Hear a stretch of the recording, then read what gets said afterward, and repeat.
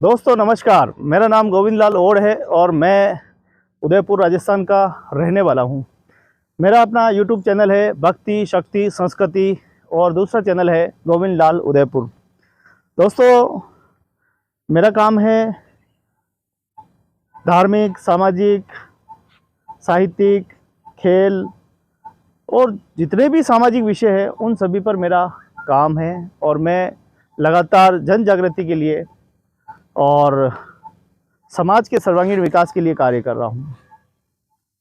समाज के साथ साथ हमें ये भी देखना होगा कि हमारी प्रकृति कैसे संरक्षण रहेगी, हमारी प्रकृति को हम कैसे बचा सकते हैं।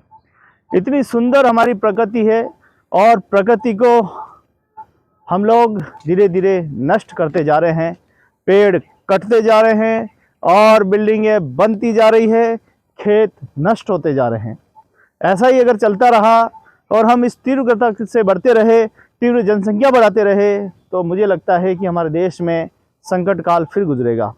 रोटी शहरों में नहीं मिलती दोस्तों, रोटी खेतों से मिलती है। किसान देवता और किसान अन्न देवता जब अन्न उगाते हैं तब हमें रोटी मिलती है। शहरों में मशीनों से रोटी नहीं बनती।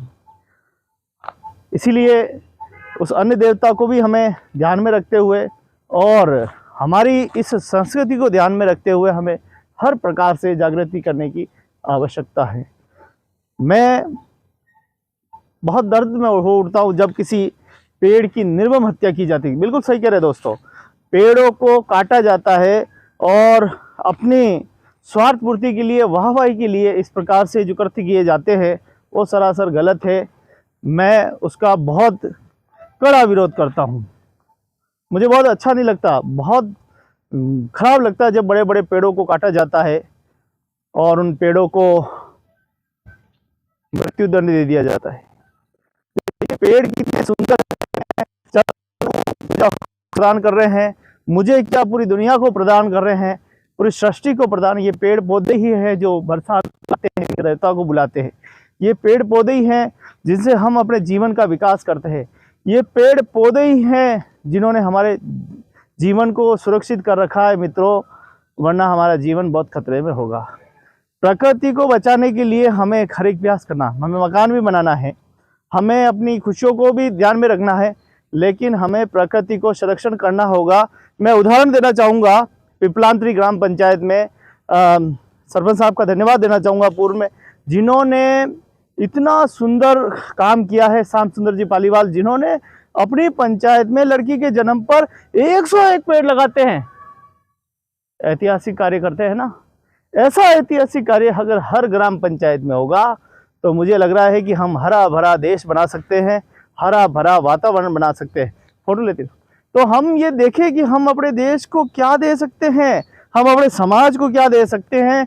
जब हमारा प्राकृतिक सुधार होगा तब हमारे संसाधनों का सही उपयोग होगा, हम बिगाड़ेंगे नहीं, तो हम भी ये गर्व से कहेंगे कि हमने भी इस देश के लिए कुछ किया है। दोस्तों किसी कचरे को उठाकर डस्टबिन में डाल देना वो भी राष्ट्रभक्ति है। मैं उसको राष्ट्रभक्ति मानता हूँ। तो इसलिए मानता हूँ क्योंकि मैं अपने देश का कचरा भी संरक्षण करने में सहयोग कर रहा हूँ। लेकिन हमारे कई लोग ऐसे जो कचरा फैलाने में लगे हुए हैं। हमारे प्रधानमंत्री जी भी कहते हैं स्वच्छ भारत अभियान। ये स्वच्छ भारत अभियान तब साकार होगा जब हम सब मिलकर प्रधानमंत्री जी के साथ खड़े रहेंगे और छोटा से छोटा कचरा उठाकर अगर हमने राष्ट्र हित के अंदर किसी डस्टबिन में डाल दिया, सुरक्षित जगह डाल दिया, तो हमारे पृथ्वी का वातावरण बिगड़ेगा नहीं। ये सारी चीज़ें हमें सोचनी है, विचारनी है और इस प्रकृति को और जल को बचाने के लिए हम सबको खड़ा रहना है, हम सबको अग्रणी रहना है। यही कहना मैं चाहता हूँ। इतना सुंदर वातावरण देखा तो रह नहीं गया और मैंने वीडियो बनाना उचित समझा, आप लोगों को दिखाना उचित समझा, इसीलिए दिखा रहा हूँ कि देखिए प्रकृति का मंदा देखिए कितना खूबसूरत सा दृश्य है, कितना खूबसूरत, बाप रे बाप।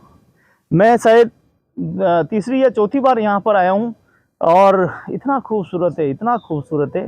वास्तव में हमारा नगर बहुत खूबसूरत है और खूबसूरत है हमारे यहाँ के लोग जो हमेशा प्रकृति को बचाने के लिए हमेशा उपाय करते रहते हैं। धन्य है यहाँ के झील प्रेमी, यहाँ का प्रशासन, नगर निगम, यूआईटी, यहाँ का फॉरेस्टर डिपार्टमेंट, हर काम अगर जिम्मेदारी से किया जाए तो मित्रों हमारी उदयपुर नंबर 1 होगा। हमारे उदयपुर शहर मेवाड़ में कहेंगे लोग, नहीं राजस्थान के नाम से लोग कहते हैं सूखा होगा, लेकिन हमारा उदयपुर झीलों की नगरी, ग्रीन सिटी, उदयपुर मेवाड़ न जाने कितने ही नामों से जाना जाता है। ये हम गर्व से कहते हैं कि हम उदयपुर मेवाड़ के रहने वाले हैं।